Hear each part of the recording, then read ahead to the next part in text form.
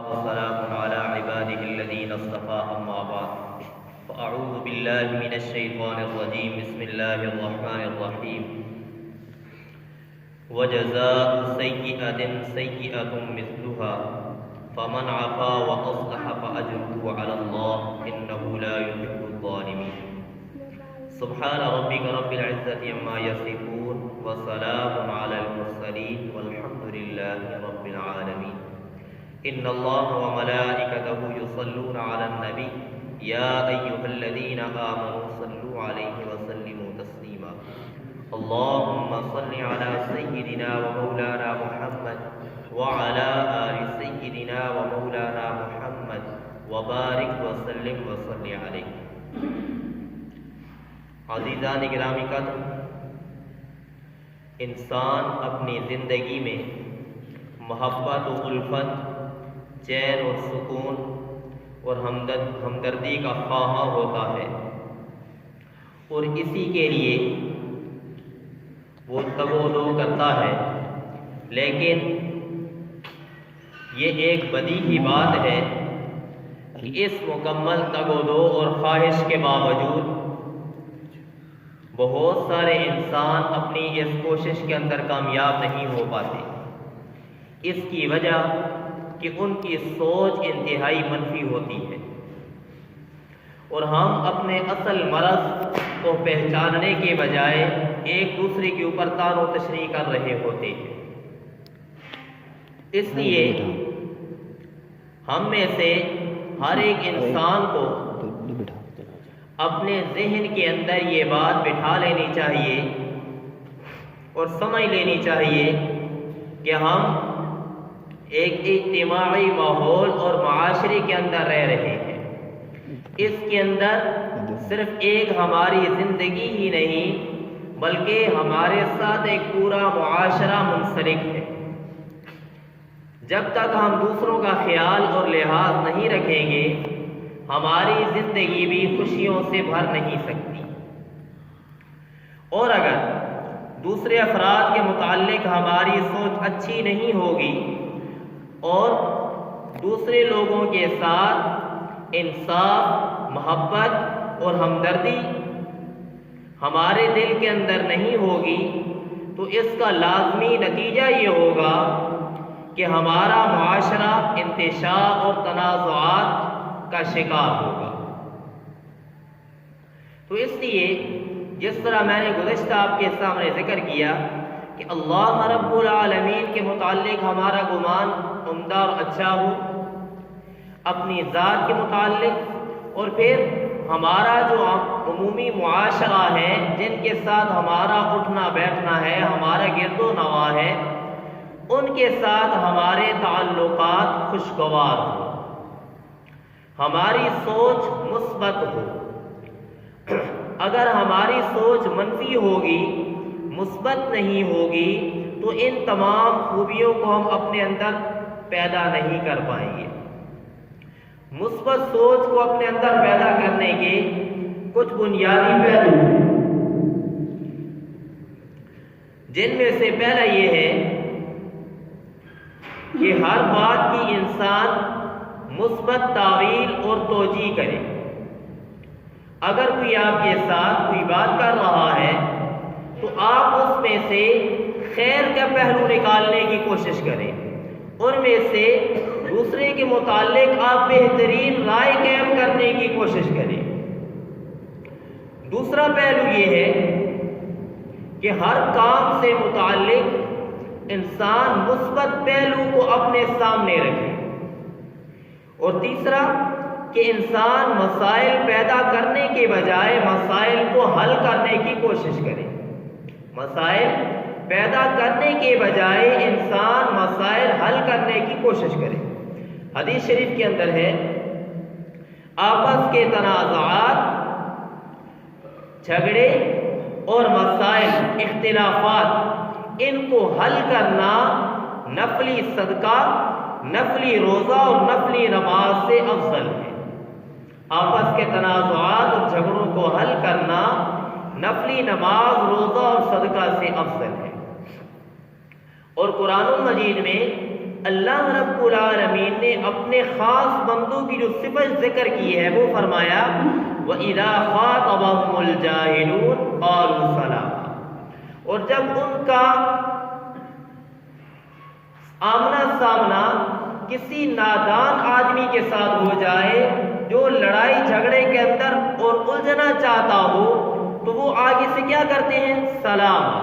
وہ ایسی بات کرتے ہیں جس بات کے نتیجے میں لڑائی جھگڑا ختم ہو جاتا ہے، لڑائی اور جھگڑے کو رفع دفع کرنے کی کوشش کرتے ہیں۔ اور نبی کریم صلی اللہ علیہ وسلم نے فرمایا لا تقاطعوا، آپس کے اندر قطع رحمی قطع تعلق کی یہ معاملات نہ کیا کرو، ولا تدابروا ولا تباغضوا، ایک دوسرے کے درپے بھی نہ ہو، ایک دوسرے کے ساتھ اپنے دل کے اندر بغض نہ رکھو، اور فرمایا ولا تحاسدوا، ایک دوسرے کے ساتھ حسد نہ کیا کرو، وَقُونُوا عِبَادَ اللَّهِ إِخْوَانًا، وہ اللہ کے بندوں بھائی بھائی ہو کر کے رہا کرو، آپس میں بھائی بھائی ہو کر کے رہو اور اپنے دلوں کو دوسروں کے بارے میں صاف رکھو۔ فرمایا اگلا جو بنیادی پہلو ہے کہ معاف کرنے کی عادت ڈالیں۔ اگر کوئی آپ کے ساتھ زیادتی کر جاتا ہے، کوئی آپ کو تکلیف پہنچاتا ہے، تو قرآن مجید میں اللہ نے فرمایا وَجَزَاءُ السَّيِّئَةٍ سَيِّئَةٌ مِثْلُهَا، اگر آپ بدلہ لینا چاہتے ہیں تو صرف اتنا ہی لے سکتے ہیں جتنا اس نے آپ کے ساتھ زیادتی کی ہے، اس سے زیادہ بدلہ نہیں لے سکتے۔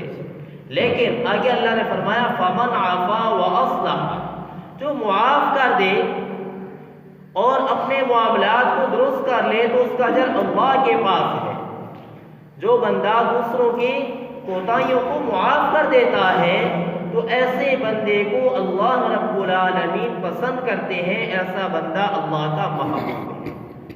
لوگوں کو معاف کرنے کی عادت ڈالیے۔ کتابوں کے اندر ایک واقعہ لکھا ہے،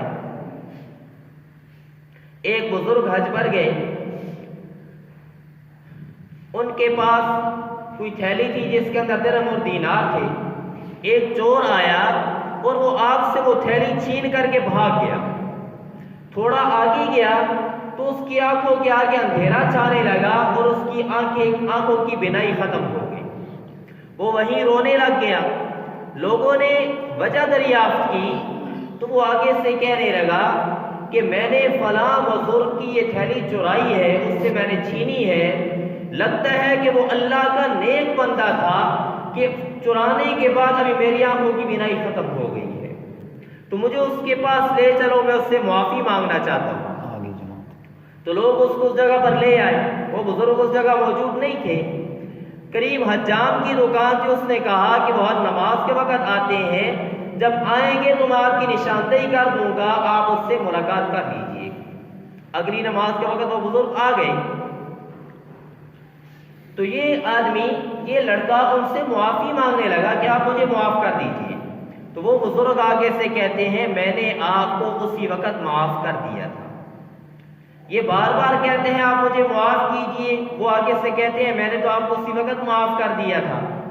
تو لوگوں نے پوچھا ماجرا کیا ہے، اس نے آپ کی چوری کی اور آپ کہتے ہیں میں نے فوراً معاف کر دیا تھا۔ تو وہ بزرگ آگے سے کہنے لگے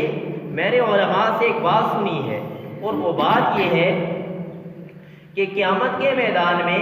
آقا صلی اللہ علیہ وسلم اس وقت تک جنت میں قدم نہیں رکھیں گے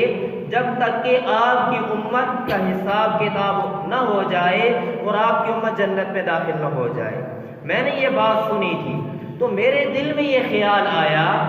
کہ اگر میں نے اس بندے کو معاف نہ کیا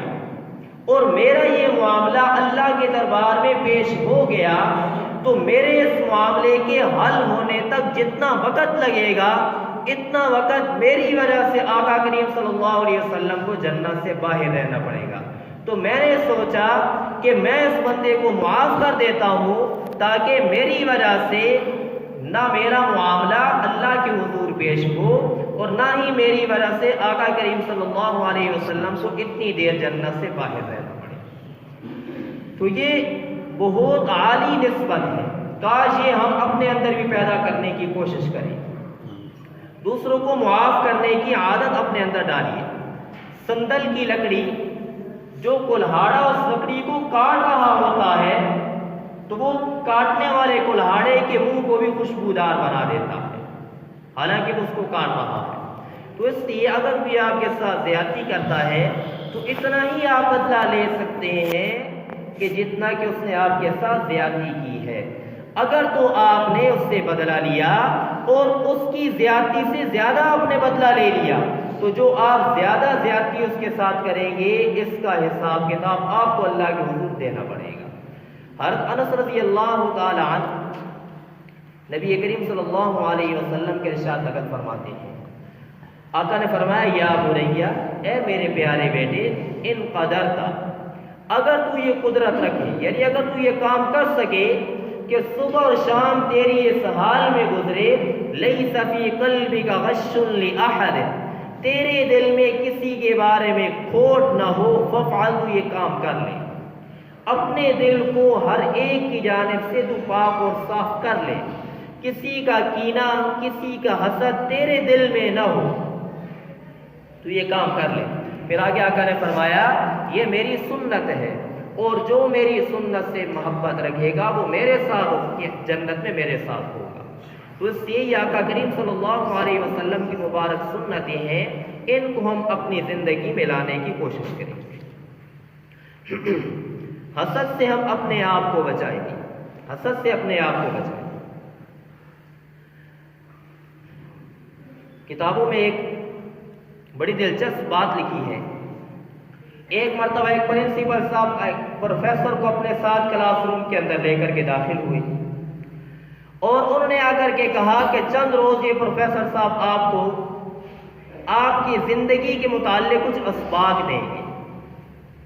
تو ان اسباق میں سے ایک سبق یہ تھا کہ ایک دن پروفیسر صاحب کلاس کے اندر داخل ہوئے اور انہوں نے بلیک بورڈ کے اوپر ایک لکیر لگائی اور طلباء کی طرف مخاطب ہوئے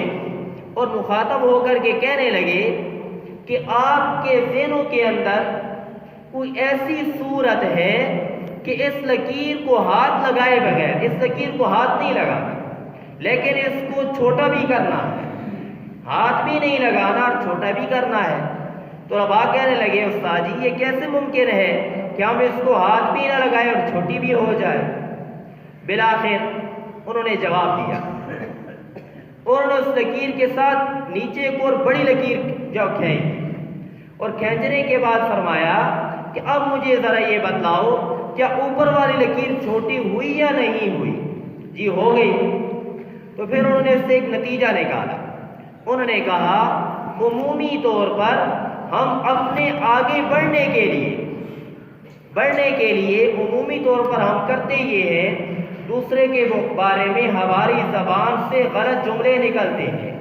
دوسروں کو ہم نیچا دکھلانے کی کوشش کرتے ہیں اور دوسروں کے بارے میں حسد ہمارے دلوں کے اندر پروان چڑھ رہا ہوتا ہے۔ تو بہتر طریقہ یہ ہے کہ آپ بجائے اس کے کہ دوسروں کا حسد اپنے دل میں پالیں، کینہ اپنے دل میں پالیں، آپ اپنے آپ کی محنت تگور دور صحیح کرنے کے بعد اپنے آپ کو بڑا کرنے کی کوشش کریں، محنت کریں، دوسروں کا حسد آپ اپنے دلوں کے اندر نہ لائیں۔ اور اگلا